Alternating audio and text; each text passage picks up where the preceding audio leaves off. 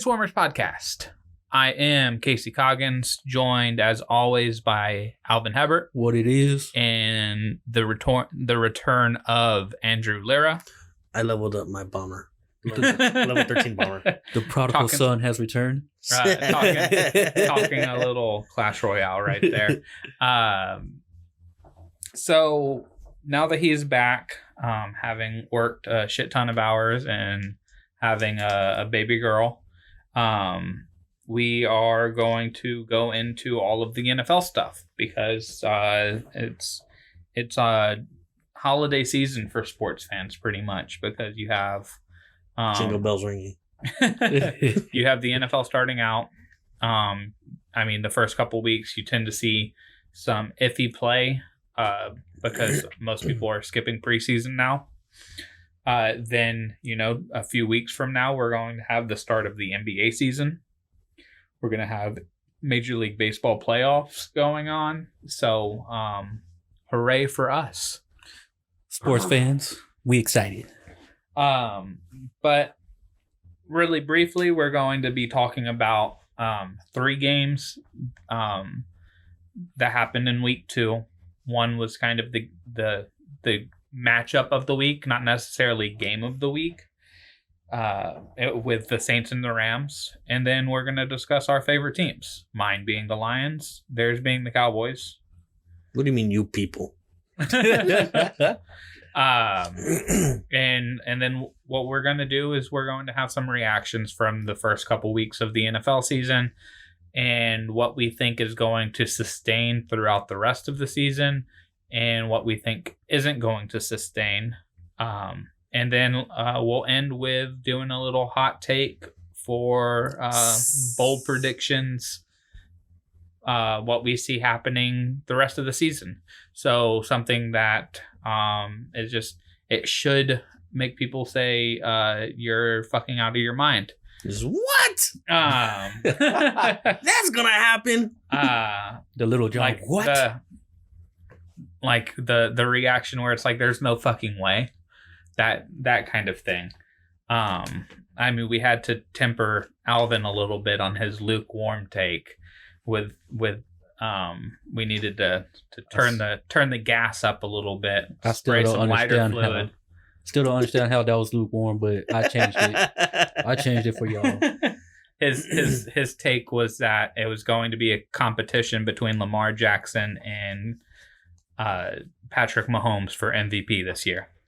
Exactly. With everybody talking about how bad Lamar Jackson is as a passer, and he's just lighting people up 2 weeks ago.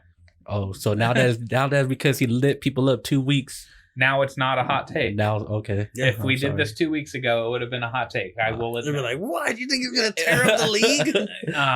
But we already talked about that when we were doing our fantasy breakdown. Yeah, I had him as my breakout fantasy player. And so, let's get into it. Saints Rams. Boo. Big takeaway: the Drew Brees injury. I'm sure. Not the callback. The callback. That pissed me off. That just that was upsetting. That just turned the game off. That it was like, how do you not know as a ref to let that play go when one, every turnover is reviewed. So if you're wrong, you have a chance to make it right. Exactly. And especially since the whistle blew after Cam Jordan picked the ball up. Yeah. 100%. If you go back and watch the video, he was halfway down.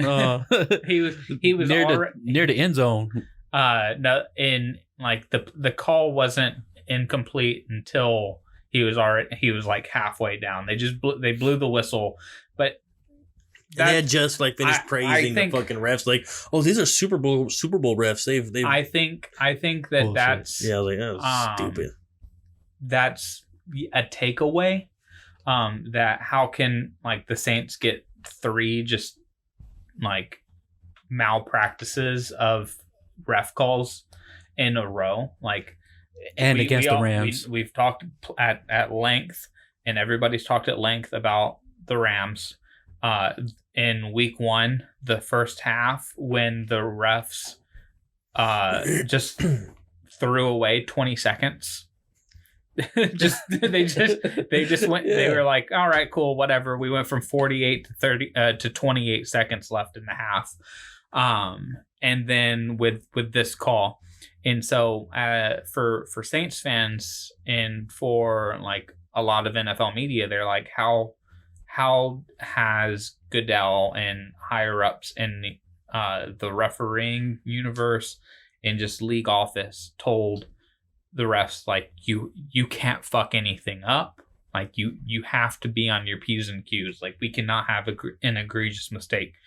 If you call a hold, they better be fucking holding. That isn't a hold, like that's okay, because you know that is a more acceptable wrongdoing than taking points off of the board.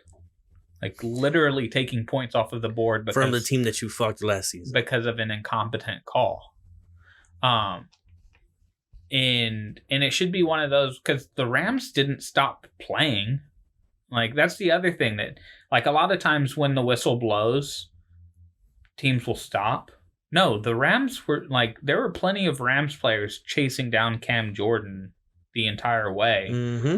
That you could have easily They do this in tennis where if a call is wrong, so say I hit the ball and it's called out, or it's called in, and the player I'm playing stops the point to review it.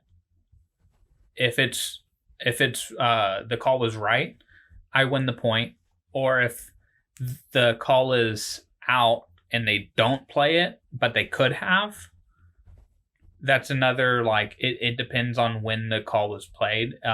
It's just, I would have to go at length saying, like, this has to happen for this rule to be, but in the end, like, tennis says if you play out the point, like, whether or not this call was right or wrong, you still play out the point. Like that point still counts. Like they played out that point. Yeah. They scored. I feel like you could look at video, see, okay, well, 10 of the 11 players on the Rams played through the whistle. Yeah. Tried to catch him.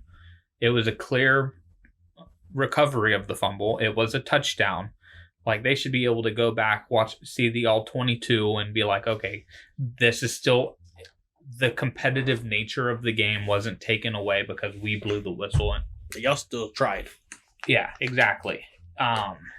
So, I mean, with it being the Saints, they're going to go into league office and there's going to be a rule change. No, I'm just kidding. Speaking of rule changes, offensive pass interference, the pass interference rule? No.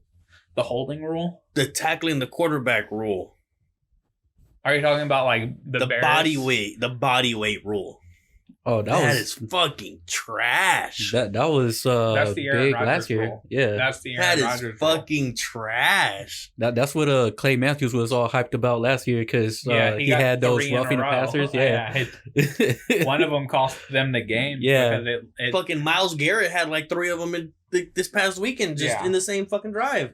What you call it? It was against the Vikings, the Clay Matthews one. Yeah, where it was an interception. It was the Vikings. It was Anthony Barr who tackled Aaron Rodgers and landed had his body weight land on Aaron Rodgers, who dislocated or broke the clavicle. That's fucking trash.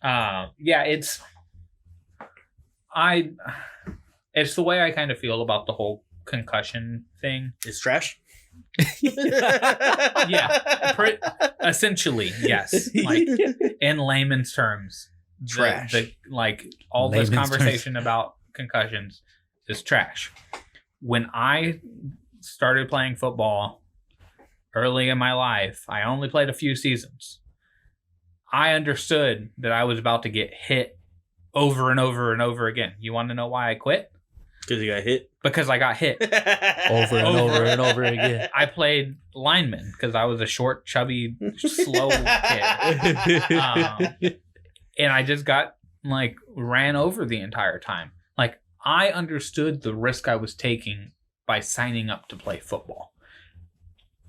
Players understand the risks they are taking every time they put that helmet on, every time they lace up the cleats. For us to change the game because people signed up to get hurt, it's like changing rules in the UFC. It's like, we can't have people throwing flying knees at somebody's skull. So it's like the 12-6 elbow. Yeah. Like that one I can kind of understand. There has to be like some limitations. But it essentially it's like saying no more kicking the head. Like you're not allowed to throw kicks at the head. That's no longer allowed because... But you can still kick. You can still kick. Don't let it hit the head. But don't let it hit the head because that's going to be a 15-yard penalty. Well, that DeAndre Hopkins personal foul that against the Jaguars, I think it was. I laughed at that. I was all like, "Are you serious?" The suplex. Yeah. And I mean that's also been a rule for years. Like you cannot. This isn't WWE. Like right. Yeah, you cannot. Like, you can't body slam somebody. But in that situation, we have to be smart enough to realize this is a wide receiver. He doesn't ever tackle. This is the only way he's going to be able to get this guy down is to be able to put his momentum into rotational energy backwards. Like if he would have tried to like lean forward and like RKO him instead. Nice. if he would have tried to tackle him in a legal manner, the player would have ended up gaining another like 3 yards off of it. He had to go backwards because if he went forward progress would have had them a little further up. Yeah, like that, I mean, he wrapped them up from behind, so come on. So for me, like there are rules where it's like, okay, like why are we changing it? Because this is fucking football. Like one of the reasons why football got as popular as it did, because it was violent. Because a gladiator sport. Because it was Ray Lewis. It was the murders. LT. Ronnie Lott. It was. He said the murders. It was Lawrence. Yeah, it was Lawrence the murders. Taylor. It was self-defense. Like, people love that shit. The fucking cocaine Michael Irvin. But I love that shit. LT having a cocaine helmet. It's the coming across the middle and getting your head ripped off. Like that's one rule where I'm acceptable with is the blindside stuff. But if you're a quarterback and you throw the ball and it's not early enough and you get hit and the hit itself wouldn't be roughing the passer, the landing on top and what happens afterwards shouldn't be a penalty. Like do they expect them to push him down? Like, hey, I sacked you. Exactly. But it's also like the defense is trying to prevent another team from scoring. And this is going to sound a little too Bountygate-ish, and this is not how I mean it. But it's like if you hurt the opposing quarterback, your odds of winning and preventing scores goes up. Like, calm down, Greg Williams. So does your bank account. Greg Williams would have sent you a direct deposit. Depending on who's your defensive coordinator, your bank account could go up. Yeah. But the reason I mean that, like the way that I mean that is, if in a natural play, a quarterback gets hurt. Like Aaron Donald hurt Drew Brees. That should have been a flag too. I mean, that high five was like illegal. No hitting hands. There's like, well, that's probably not the best like example of quarterbacks are going to get hurt because it's football and they're going to get hit, and that's just how the human body doesn't like getting hit. But they again signed up to play this sport that makes them millions of dollars and provides them a life that they might not otherwise get. I think we need to really just understand that we can't protect everybody in this world. And football players, like military members, they sign up to get put into a dangerous situation. While it sucks to see a quarterback or a wide receiver or a linebacker get hurt, just like it's terrible to see military members lose their life. This is what they signed up for, to do something that they loved, to do something that they wanted to do. And we shouldn't have to change rules because somebody else signed up to do something. There should be some sort of like, it's almost like a release waiver. Like, yeah, 100%. by signing you can't sue us when you get hurt. By signing this contract, you accept the potential risks of CTE. This is an NDA. So like that's how I feel about the like whole body weight thing. That's how I feel about like all of these turning football into touch football, flag football, 7-on-7 football, like all of those rules. Big 3 basketball. It's I just feel like that's just part of the game. Like injuries are part of the game. Hits are part of the game.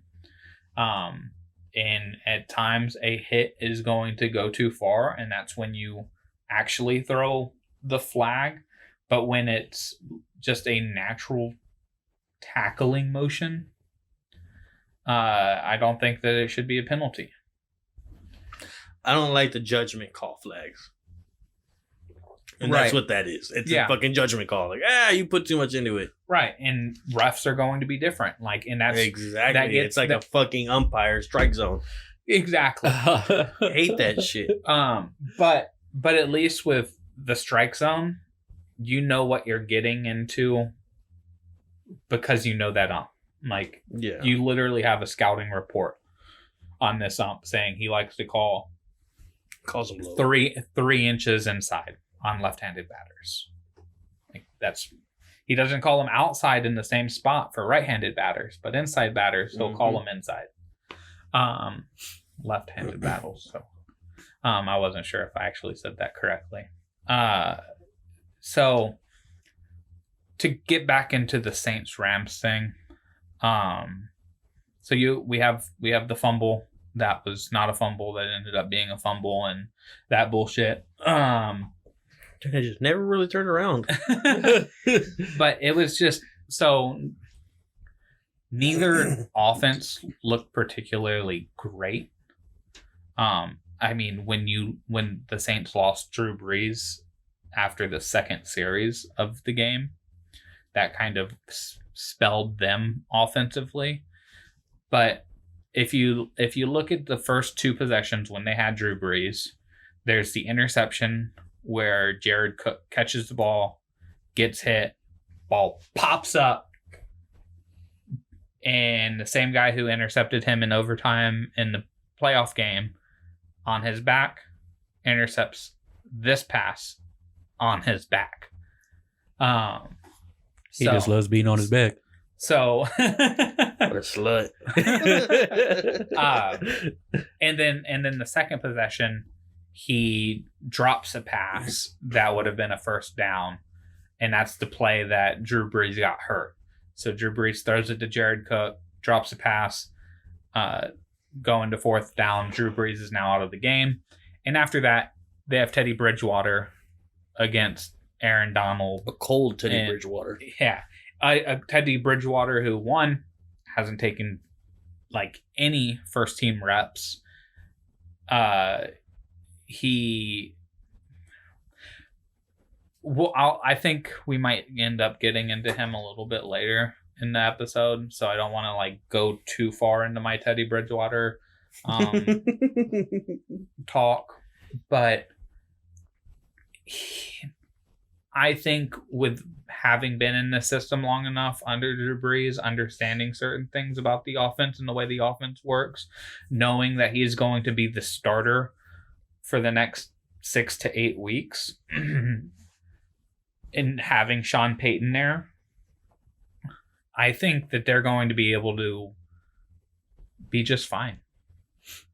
Like, I would not be surprised if they go into Seattle and beat Seattle with Teddy Bridgewater at quarterback, because what I've seen from Teddy Bridgewater in his first 2 years, because he's only had 2 years as a starting quarterback until he injured himself, and he hasn't come back fully since then, or he didn't come back fully for 2 years, and then he got traded or signed to the Saints, traded to the Saints, and he's been a backup ever since, and backup quarterbacks don't see the light of day. I think that Sean Payton's going to be able to scheme something up. He's going to understand what he needs to do. And the offense is going to be slightly different.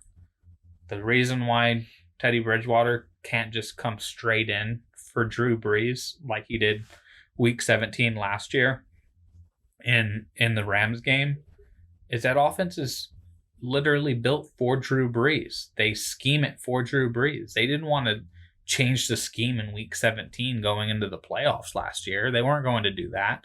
So he looked bad in week 17 because he's trying to run a complete Drew Brees offense. Teddy Bridgewater holds on to the ball too long. Sean Payton should understand that he holds on the ball too long and develop plays for the next few weeks that highlight that, or tell Teddy Bridgewater, I don't fucking care if you throw an interception. Here's the play. Here's how fast you need to get the ball out. Make the read, make the decision. I trust you. And I think he's accurate enough and he's a good enough quarterback to be able to do that. So I don't think Teddy Bridgewater necessarily has an issue, but coming against the Rams off cold, like that was just trouble. They scored 9 points. First time in like 2.5 years, 3 years that they haven't scored a touchdown. So it's the Rams defense looked solid, but we don't really know what to take away. Like, I think this game is a complete throwaway. Yeah. Like, while it's a good measuring stick for, like, it was a good measuring stick for the Saints defense and the Rams offense. That's the only thing we can take away from this. The Saints defense looked really good for most of the game. They ended up giving, I think, 27 points. But if you look at the fact that they gave up 27 points when their offense gained, how many yards did they get? Let me pull that up.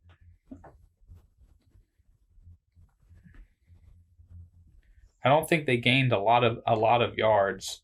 They ended up gaining, well, ESPN loads. Hopefully.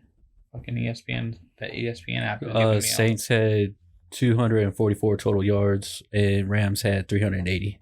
So, yeah, the 244 yards is less than what Patrick Mahomes threw for in the second quarter against the Raiders. so like when your offense is struggling that much, it's a surprise that the Saints didn't give up more than 27 to this offense. Like, they played really well. They gave up a few plays, but that was probably because they were mostly tired, and I think Dennis Allen didn't make the greatest play calls. But is there anything that, like, about this game that stood out that you think, like, you can actually take something away from? Alvin, anything? I mean, not really. Like I said, it's just like a wash game, especially after that blown call. Like, I just felt like that took my mind turned off. Yeah, it took the momentum out the game, especially cool. For the Saints, like, and for it to be against the Rams too. Like, yeah, like, it was just horrible. ESPN finally started working for me. Jared Goff, 19 of 28, so didn't have to throw the ball much. He had a fumble and 3 sacks. 283 yards, not amazing by any stretch of the imagination. Only 1 touchdown. His QBR was 57.6. That's not blow you away QBR. He did have a decent quarterback rating, passer rating, not quarterback rating, passer rating, but his QBR was above average because it was 57. But Teddy Bridgewater, 17 of 30, 165 yards, 10.8 QBR in a 72 rating. They couldn't do anything offensively, and that's the whole reason why this game ended up being this way. Andrew, is there anything from this game? Because you said you just after that call you were just done, right? Yeah. It's just, oh fuck! Here we go again. Changed it. So, really quick, want to touch on the Lions. Their offense is you can tell that they're working through some things offensively. One of the things that I just can't stand that they've done last year and this year is Kerryon Johnson needs to be a workhorse. They need to use him like the Rams, maybe not to the extent, but like the Rams used Gurley last year, like the Cowboys use Zeke year in, year out, like the Giants have to use Saquon. Giving Kerryon Johnson 12 carries while he only had 41 yards on those 12 carries, which is a 3.4 average. The reason why you stick to the running game is... Yeah, that was lightning. The reason why you stick to the running game and you continue to give your back 20, 25 carries is it helps play action pass. And if you watch the most successful teams offensively right now, there's Patrick Mahomes, who's a freak of nature. There's Aaron Rodgers, another freak of nature. There's Tom Brady, a third freak of nature. And then there's a lot of fucking play action pass quarterbacks. Dak Prescott, Lamar Jackson, Jared Goff, Jimmy Garoppolo, some of the quarterbacks that are putting up amazing stats. 80% of what they do is play action because they stick to the running game. And this is the reason why the Lions hired Darrell Bevel to be the offensive coordinator, is they have a running back that they trust, but they give him 12 carries. They should be running more play action. They should be handing the ball off to him more. They ran the ball 28 times overall. 24 not counting Matt Stafford's 4 rushing attempts. 5 carries went to CJ Anderson. 5 went to Ty Johnson. I think that's his name. Rookie. And then 2 went to JD McKissick. You do not need 4 fucking running backs getting carries. You just don't.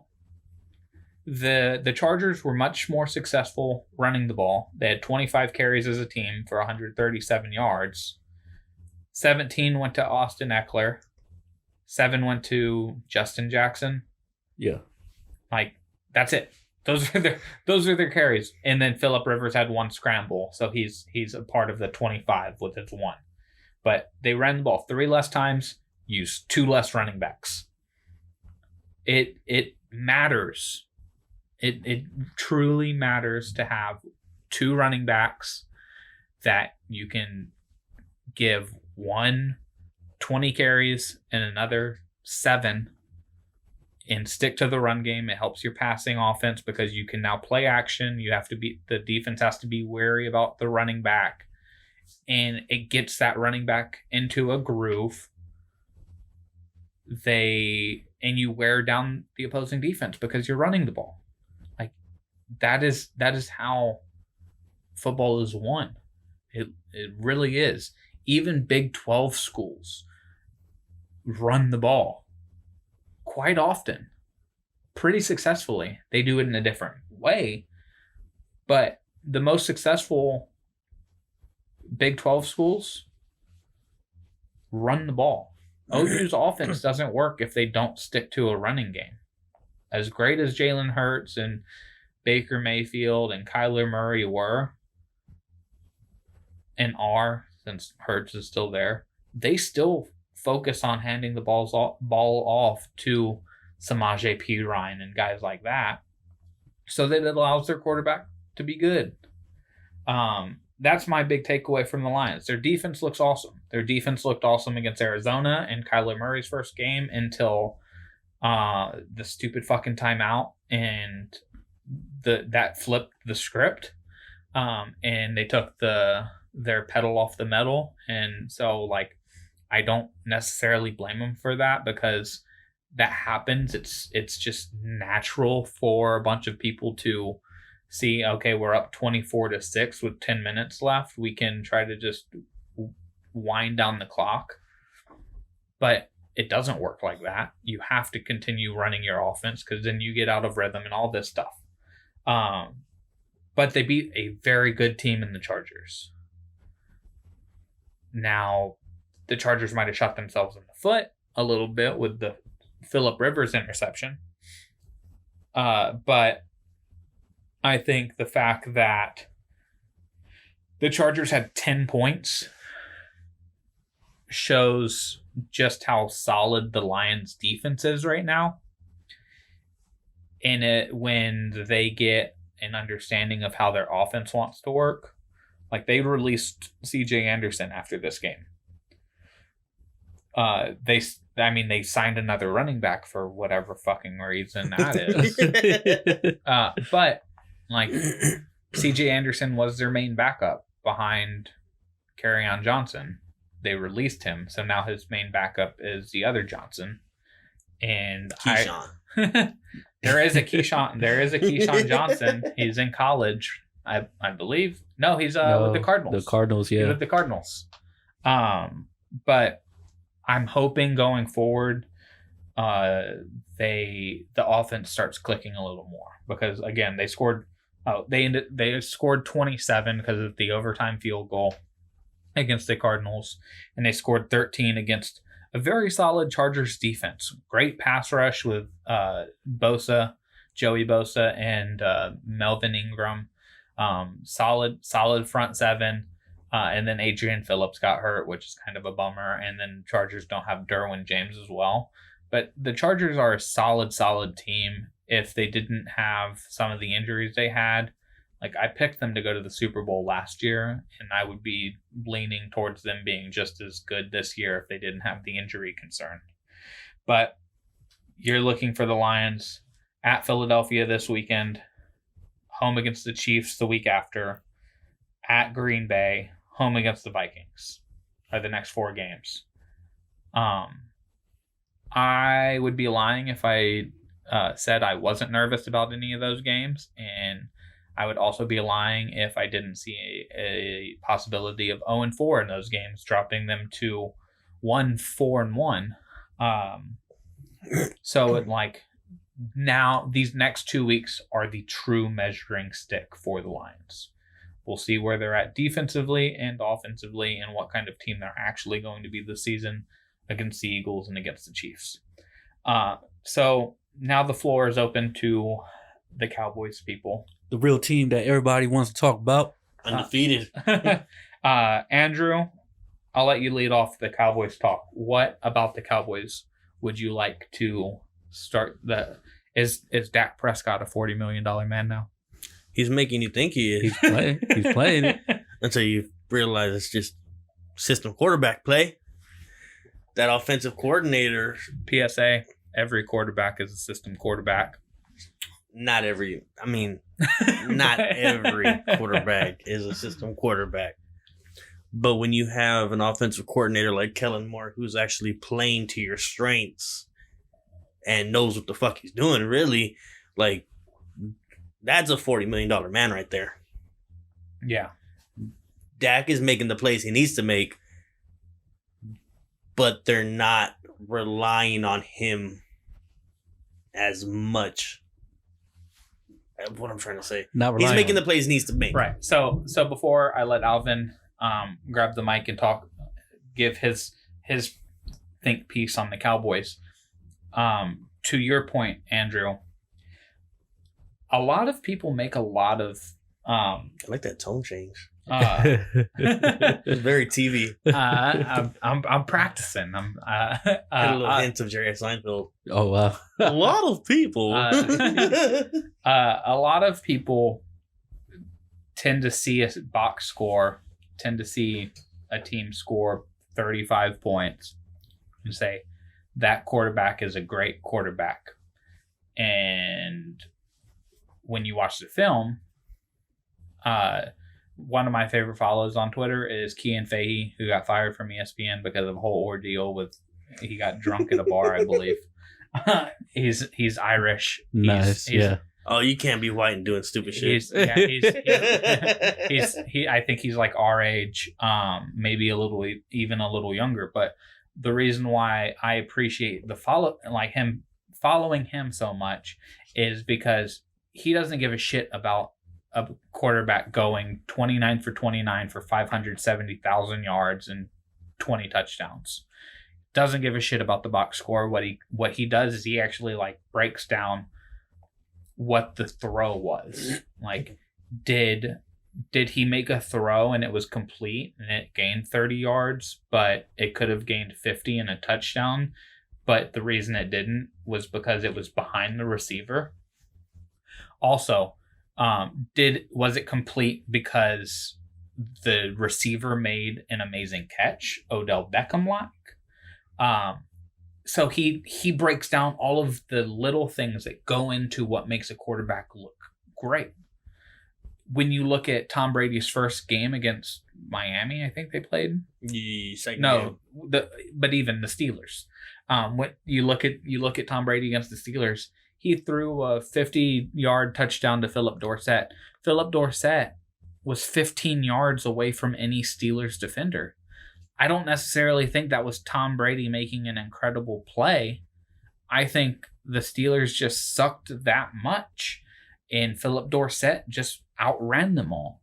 Like, if you look at some of the throws that Dak Prescott has hit, you're looking at the throw to Michael Gallup in week 1, I think it was, that went for a touchdown, where it was on a like little post route.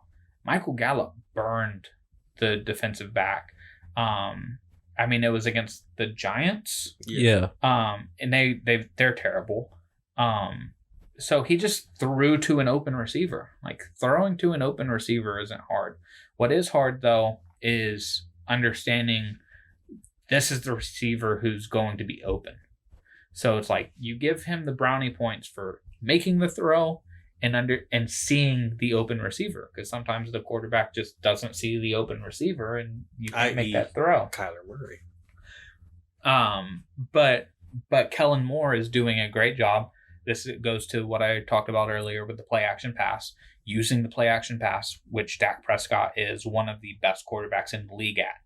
If you look at his numbers on play action passes, they're just astronomical.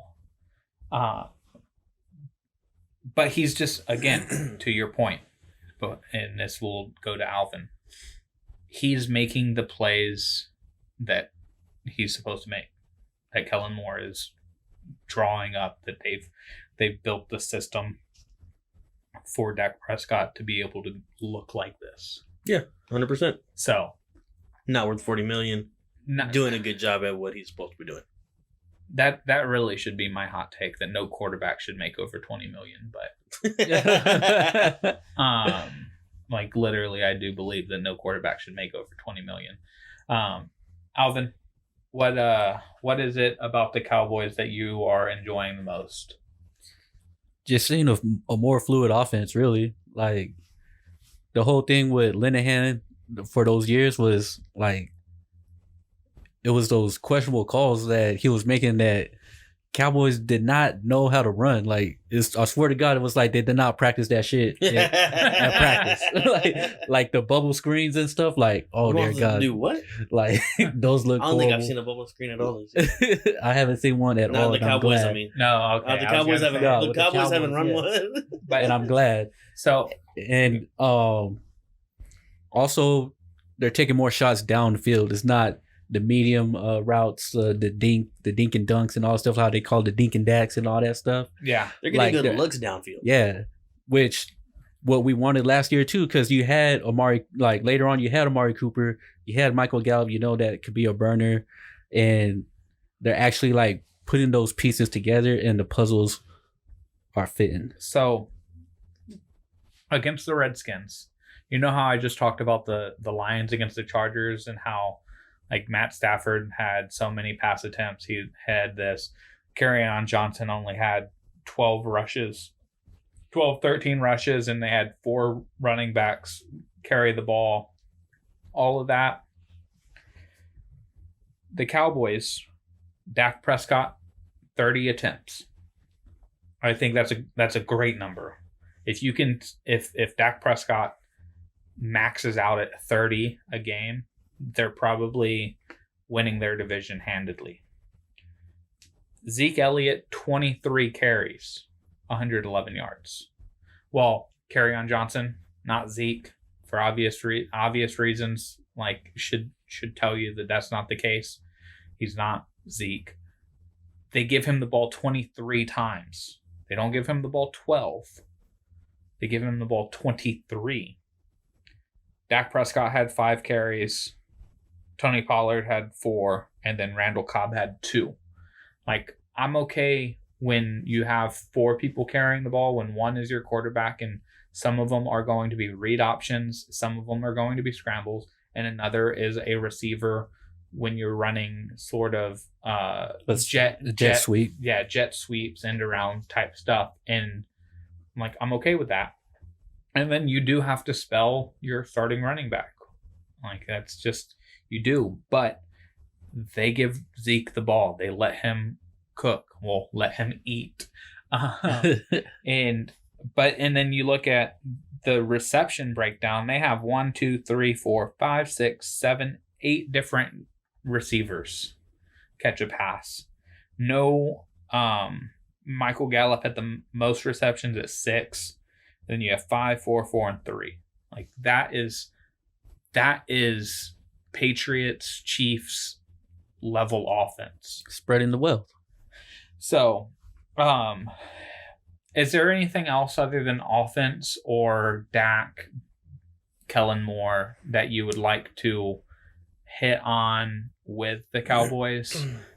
Whether it be defense, special teams, Jerry Jones, the fact that they've only played the Redskins and the Giants. The Redskins have a solid defense. I mean, the defense has looked good. They looked good the past couple of years already. So it's not so much. I think their defense has been lackluster the first 2 weeks. What do y'all so. think about the whole releasing of Taco? I'm perfectly fine with that. I'm perfectly fine with that. So, yeah, I think we all picked the Cowboys to win the division. Yeah, I did. For sure. Yep. I was the Cowboys in the Super Bowl. I know. Both of us got them in the Super Bowl. Hell yeah. Yeah. Against the same team too. The Pats. We all have the Patriots. I have the Patriots winning it. I think I did too. I think you did Cowboys. I think that's who you underlined. I don't remember. But wouldn't be surprised. Yeah, I was like, now, either way. Now as we get deeper into this podcast, let's talk about what's going to sustain after these 2 weeks. I will start the Patriots defense. On the podcast we recorded last week when it was just me and you, Alvin, I talked about reasons why I thought the Patriots were going to win the Super Bowl. The first reason being this defense. Like, they won the Super Bowl last year with a meh team. Like, their team was average last year. Like defensively, they were good. They were still a top 8 scoring defense, so their offense didn't need to put up a lot of points. And then offensively, they had their ups and downs, and then they realized that you have the greatest tight end in NFL history, who is also who is an incredible blocker, who's 6'8", 270, and can also pass. You have Devlin, who's a good fullback who can block. You have Burkhead, James White, and Sony Michel, who are all quality running backs. We're just going to beat the shit out of teams on the ground. But they won the Super Bowl with a team that I wouldn't say was top 5 in talent level last year. Now you look at their defense this year, and they could arguably have the best defense in football. But this was without Hightower too. Hightower hasn't played. Right. This is also probably their best and deepest defense since 2004. Since you're looking at the Richard Seymour, Willie McGinnis, Ty Law type defenses that they had. I wouldn't be surprised if they don't give up a touchdown the first 8 weeks of the season. Let me look at their schedule. Shit. Wow. I mean, they played the Jets tomorrow, Sunday. Yeah, they're playing Luke Falk. Yeah. So they've given up 3 points. They play the Jets. They play the Bills. They play the Redskins. They play the Giants. They play the Jets. And they play the Browns. That's their first 1, 2, 3, 4, 5, 6, 7. The first 8 games. Those are their first 8 games. They got a fucking cakewalk schedule. They have the easiest schedule in football. Yeah, they have a cakewalk fucking schedule. But then after the Browns, after that, their only away games are the Jets and the Redskins. Oh, and the Bills. I'm sorry. So they play the Ravens. After that, they play Ravens, Eagles, Cowboys, Texans, Chiefs. So that's really their onslaught. Those five weeks, but they could pretty much have their division won after week 8. Because isn't that how it usually works for them? For the most part, yeah. I don't see the Jets scoring an offensive touchdown. I don't see the Bills scoring an offensive touchdown. I don't see the Redskins scoring an offensive touchdown on them. That's 5 games without an offensive touchdown. The Giants always have some sort of weird shit happen with the Patriots, so maybe. No, Eli has some weird shit against the Patriots. That's true. And then they play the Jets again.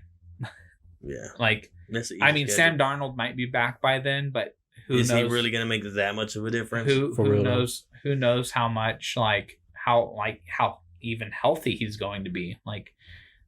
I never had mono, so I don't know about it. So all I know is what people have talked about since this occurred, where you lose a bunch of weight. He lost apparently 11 pounds because of this. He has to get his stamina, he has to build back up into NFL game shape. So if he's back by then, but I mean, he's gonna be lean. I don't know how much that's going to help.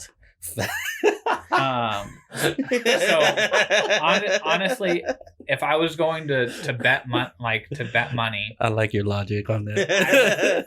Aerodynamic. I don't think that they give up a touchdown until the Browns. Even the Browns look fucking shaky at best.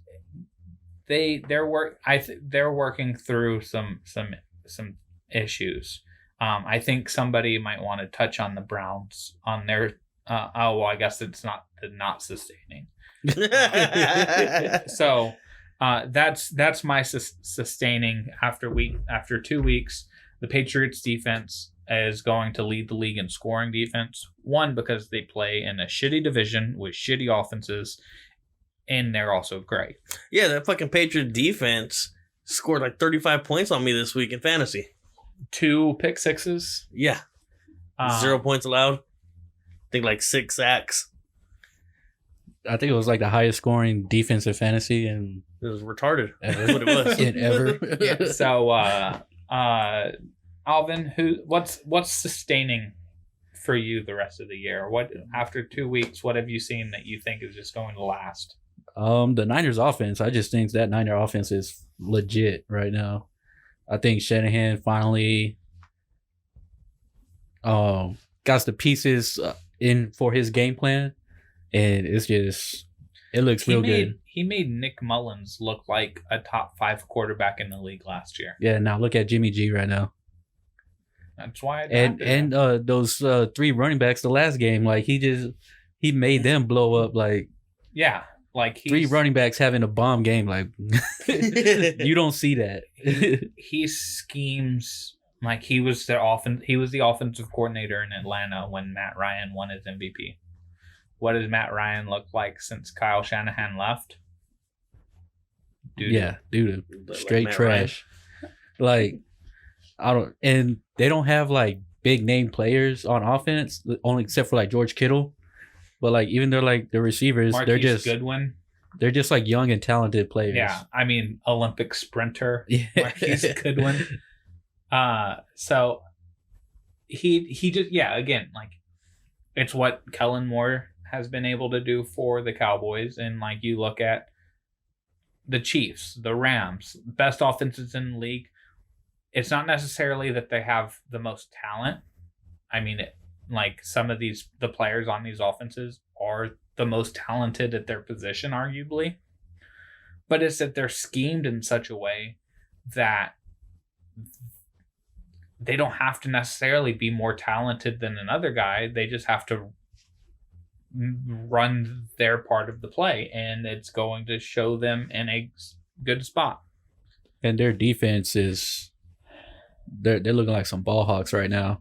All those interceptions so far. Yeah, their defense is playing a little, but going into the season, people were not worried about. Well, they were worried about Jimmy G because of all the interceptions and how bad he looked. But we weren't necessarily worried, I think, about the 49ers having a decent to good offense. For the 49ers, for me, I was worried about how their defense was going to look because it's not the defense that took them to a Super Bowl with Colin Kaepernick. Like that's it's not that defense. Yeah. So, I certainly hope it sustains because that's going to look good in our fantasy league.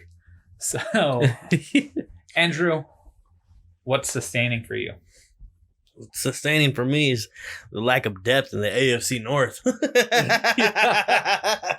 That went from one of the toughest divisions to predict to trash. Yeah. Worse than the AFC East. Just regurgitating what you just said. Yeah, the Patriots can win their fucking division in 8 weeks. And so could the Ravens. Like, shit, man. We thought the Browns was going to be all hype. Like, literally, like, look at the AFC. I think the only competitive division we're going to have is the West. No, it's the South. Yeah. Do you think somebody's going to compete with the Chiefs? Compete. Oh, not like they might make the playoffs. Well, I was going to say they could have like 2 teams from that division make. But there's one thing when a team goes 13-3, wins the division, and another team goes 9-7 and gets a wild card. That 9-7 team didn't compete for the division, but they did make the playoffs. But the AFC South is just because those teams are just like equally bad. Yeah. But still, it's equal. I would use a better.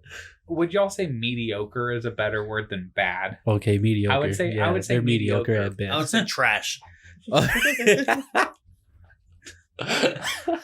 They're not the Oakland Raiders. You put lipstick on a pig, it's still a pig.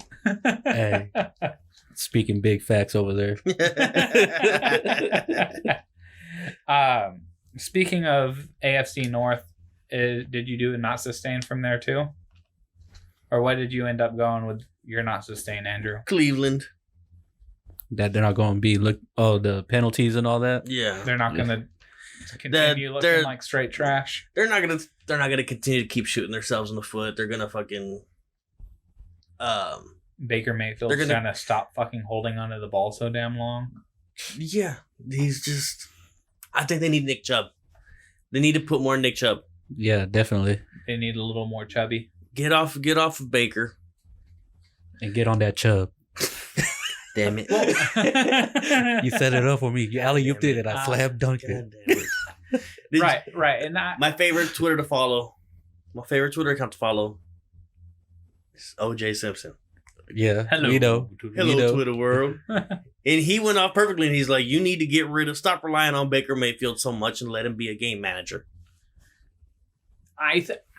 It's not necessarily that. The problem is that they are so fucking explosive that they think they can score a touchdown every single snap. They could. I mean, it's possible. They got the talent to do so. Right. But that is Let's not come back to earth. that is not how the NFL works. All right, cool. This drive is gonna be one pass, 80 yards. 80 yards. Odell's gonna be in the end zone. So Odell end zone it's- on 3. And that's one of the things is With like the watch. run a fucking 5-yard in with Odell. Like run some fucking flat routes. Or Njoku, man. Yeah, That tight. Use your tight end. Mhm. like Jarvis Landry and like great route runner, good hands.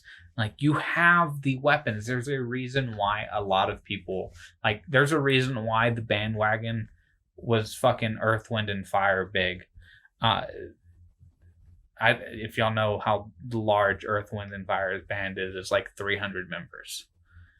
I thought it's only 3. I thought there was only 3 people. No. Earth, Wind, and Fire. No, it's like their entire family. It's like Slipknot. Like you don't know who's actually in the band because there are so many fucking people on the stage. Someone's playing. job is actually to play the tambourine. Literally. No, You know this is my only job? Earth, Wind, and Fire. 5 people play the tambourine. Oh, shit. And one with a triangle. I was like, we got a triangle. Maracas in the background. One plays a fucking slide flute. The kazoo. But like the bandwagon for the Browns this year was fucking miles long. And the defense, too. It's fucking like The defense hasn't shown up. The defense has been all right. They just can't get off the field. I mean, the penalties- offense is not turning over, but the offense can't get a fucking drive going. and they also shoot themselves in the foot with The roughing penalties, passer yeah. That's and- bullshit. That's that fucking trash. Miles Garrett. But yeah, like the Browns should be like I think the Browns should win, should be the division winner based off of who they have on the team. I think the Ravens probably at this point will win the division. But like the Browns are that good that they should be the division winner. But again, they shoot themselves in the foot. They need to stop running chunk plays. They need to get a little chub in the they need to get a little more chubby. Put some weight on. Go with the fat boys. Yeah. Heavy D. Hey. I completely agree that I don't think the Browns are going to continue to look this porous for the rest of the season. Alvin, what's not sustaining for you? What's not going to sustain for me is Andy Dalton looking this good. If it wasn't for Mahomes and like Lamar Jackson and Kyler Murray, like Andy Dalton's numbers is right there with theirs. Yeah, And this is without AJ Green and without a running game. Part of the thing is that their head coach is Zach Taylor, who runs an offense like Sean McVay. The only reason he got the job was because of Sean McVay. But if you look at the game against the Seahawks, quite a few, let's say, lucky plays. I mean, they got absolutely smacked down by the 49ers. Yeah. But like, he's always been right around like middle of the pack good as a starter. So like surprising to see him have a couple games where he looks like he could be top 10. And it's not going to be surprising when he looks like he could be the worst quarterback in the league. Well, yeah, because Bengals have a few years where they'll start off hot. Everybody's like, "Oh, damn, the Bengals," Yeah, and then they just go. That's a every year. That's like and most of a yearly occurrence. Most of it's because of how fucking injured they get. Like this year, they just started off injured, so we'll see where it goes. But John Ross looking like how he is and all that stuff. Right. Like, come on. Tyler Eifert's a good tight end. If they get AJ Green back, if Joe Mixon stays healthy, Gio Bernard, like their offense is good, and it's the fact that the defense might not be as good as it's been in years past. So my not sustaining is the Buffalo Bills. They're 2-0. How the fuck they are 2-0? One of the reasons is they played the Giants. Another reason is, I don't know, I think Sam Darnold might have got mono against the Bills. Like, that's really the only explanation why the Bills ended up winning that game. But they play the aforementioned Bengals, then Patriots, Titans, Dolphins, Eagles, Redskins, Browns, Dolphins. I do see them kind of being not dumpster fire bad. I think a 2-0 start is one of those misleading, like they're still only going to go 7-9. And the only reason they're going to get to 7 is because they haven't played Miami twice yet. Like there's 2 wins. Like Miami is going 0-16. Yeah. Miami is going 0-16, like without a doubt. That's not a hot take. That is big facts. So I don't see Buffalo continuing with this pace, and I don't see them. I still don't see them making the playoffs. I think that they are still going to struggle to have a 500 record. So now the hot takes. The reason I wanted to do this because I am coming in hot. I bought my Elon Musk flamethrower. It's locked and loaded and ready to go, so I want to go last. Andrew, you can lead off with your hot take. Turn the stove on. My hot take is coming with Big Ben, his injury. What was the injury, anyways? Elbow. Something with the elbow. Fucking elbow. Something else. Like they never said what it was. They just said he's out for the year. He had to have surgery on it. And I believe that he may be out for a career. Done deal. I think we've seen the last of Ben in the NFL. At least on the field. He's mentioned retirement before, kind of like the whole Gronk thing. Like Gronk mentioned retiring a couple years before he ended up retiring, and he kept coming back. He was just talking about it, like understanding that that's a possibility in his future. That it was probably after the 20 concussions. The like 5-6 blackouts. Gronk don't feel good. Fucking polar bear. Jesus. I mean, the Steelers are confident that Big Ben is going to return Gronk in 2020. Who's the guy in fucking Varsity Blues? Billy Ray. Yeah, Billy Ray. So yeah, it just says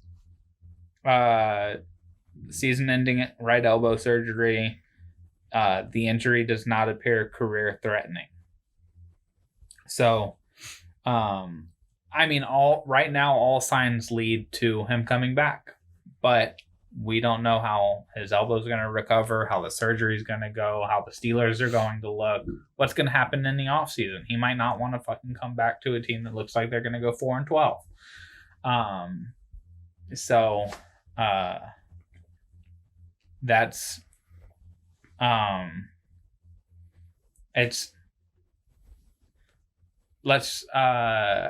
how do I want to transition this? Poorly, apparently. with the talk of Eli getting benched for Daniel Jones and that possibly being the last time we see him start a football game, everybody's talking about him being a Hall of Famer. And some people, I think, like Will Kane, he's a lock first ballot Hall of Famer. There's no fucking way that Eli Manning should be a Hall of Famer in my mind. Do y'all think that Eli Manning should be a Hall of Famer at all? He's only going there for the 2 Super Bowl wins. But no. Nah. Like, he's more of a meme. He'll be the Eli face. The meme Hall of Fame. All fucking derpy looking half retarded and shit. I wasn't expecting to talk Eli Manning more than 2 seconds. I wasn't really even expecting to talk Eli Manning 2 seconds. And then so I didn't pull up like his career statistics. But he hasn't been like an above average quarterback his entire career. Like he's been like the definition of a mediocre starting quarterback his entire career, other than the times where for whatever fucking reason they snuck into the playoffs and he just caught fire. And it's really, there are 2 plays and maybe 3 if you want to consider the Plaxico Burress touchdown against the Patriots. There are 2 plays that are essentially making him a Hall of Famer. It's the David Tyree catch, helmet catch, that whole thing where they probably should have blown the whistle, called it dead. And then it's the throw to Mario Manningham on the sideline. Mm-hmm. Like, if it wasn't for those 2 plays, they don't have 2 rings. He's not a Hall of Famer in people's eyes. And I don't think that should be the criteria to get into the Hall of Fame. I mean, y'all know me with the whole ring sculpture thing. Like, just because you won championships doesn't make you a great player. It means you played on a great team. Like Trent Dilfer. Right. Super Bowl winner, but he's not a Hall of Famer. Joe Flacco. Yeah. Another one. Tom Brady. I mean, he is a Hall of Famer, but like... that was he tried to suck us in on that one. I knew it was good. No, but it is a, like, just because you won a fucking Super Bowl doesn't mean that you were like a Hall of Fame level player. Never was an All-Pro, like never led the leagues in touchdowns or yards or like a bunch of this shit.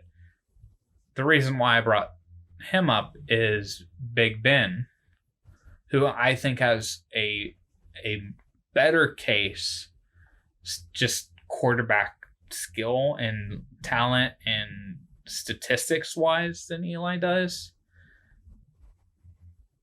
But I don't even personally think, and I've like, Big Ben has been one of my favorite quarterbacks to watch the entire time of his career, but I don't think that I would even put him into the Hall of Fame just because he won 2 Super Bowls, and like some of the statistics he put up.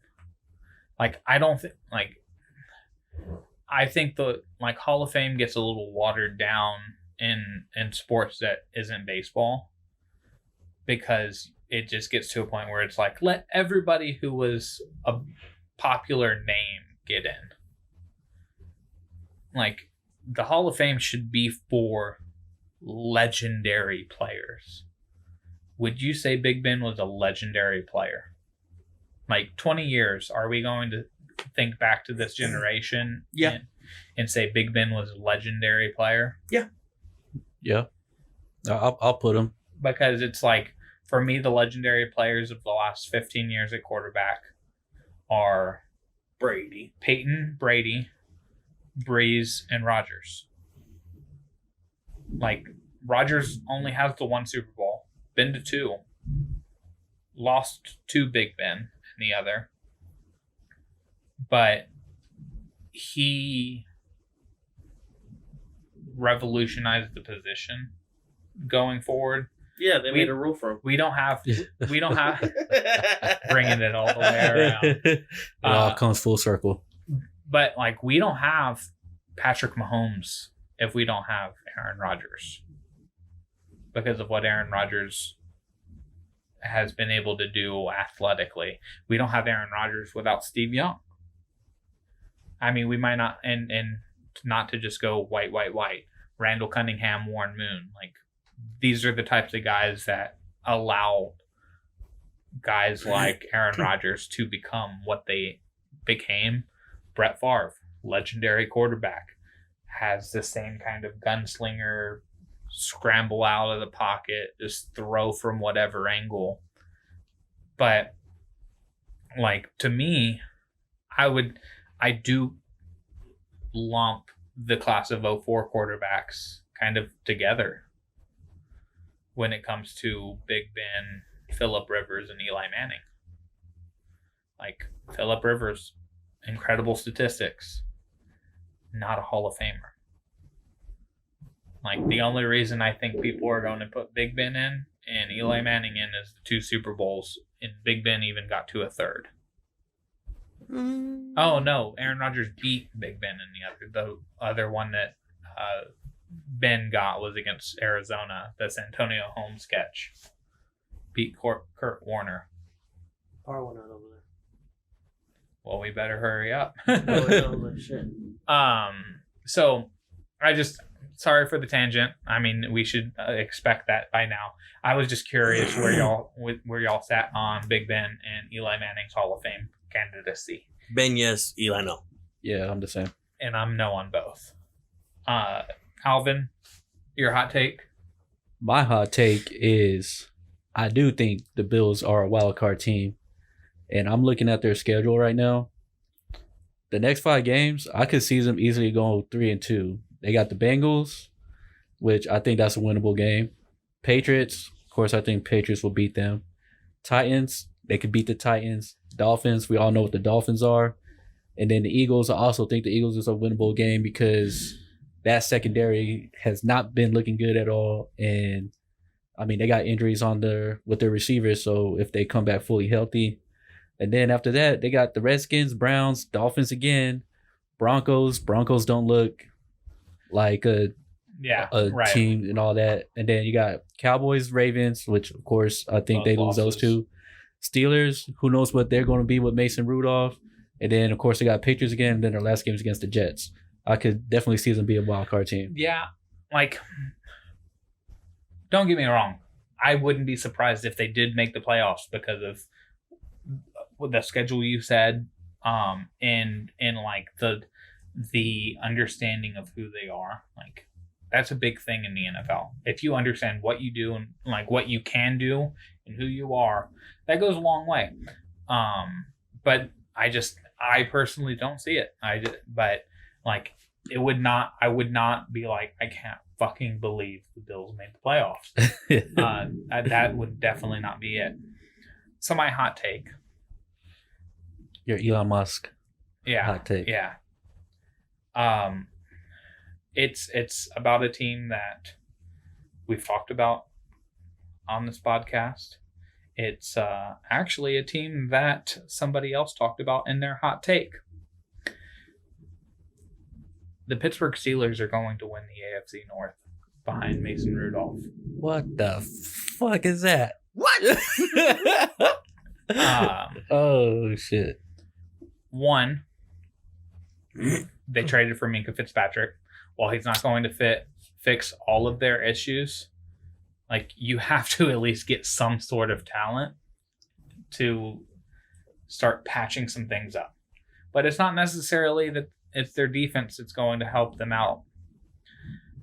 It's their offense is going to look much better with Mason Rudolph than it did with Big Ben. I give that. One, they're going to be able to use play action. With Big Ben, they didn't run play action at all. Like, last in the league in amount of times they ran play action passes. 2, so a lightning storm knocked out the power while we were recording and finishing up the last podcast. So I am going to finish my point, sign off, and get it uploaded. I was talking about Mason Rudolph and the fact that the Steelers are going to be better, I think, offensively this year with him instead of Big Ben. And one of the points I had made was the play action. The second point I was going to get into was the fact that James Washington has, by all stretch of the means, been a disappointment as, I believe he was a second-round draft pick, and he was supposed to take the number 2 job. He was supposed to be, that the next in line to take over this, to continue the Steelers' legacy in wide receiver. But he lost his job to Dante Moncrief, and we know how bad Dante Moncrief has been. Mason Rudolph, James Washington set Oklahoma State records pretty much at in college, and they know each other and they know what they like and all of that. So it would not surprise me to see Mason Rudolph be able to use James Washington more effectively, and that would lighten the load on what Juju's seeing. So I think that there's an opportunity for the Steelers to just be a lot better with the Minkah Fitzpatrick trade, with the drafting of Devin Bush, the offense that already had high expectations before the season started. So that's really the reason why I think it's been a little overblown about Mason Rudolph and the Big Ben injury. I think he's going to do just fine, and I think a lot of people will be surprised when the Steelers win the AFC North. And that's pretty much my take on the Steelers. That finishes up this episode of the Benchwarmers podcast. I appreciate all of the listeners, as well as Alvin and Andrew do. As we have tried to start saying at the end of each podcast, go subscribe, rate, review, find us on Facebook. You can get us on Spotify, iTunes, Stitcher, pretty much anywhere you can get a podcast, we're on. And we'll talk to you next Thursday night. I'm Casey Coggins. I am not joined by Alvin Hebert and Andrew Lira. They're here in spirit since this is the wrap up of this episode. So we'll see you next week. We'll take your girl, pay you no mind. Stealing hearts is what we do. Watch out, girl.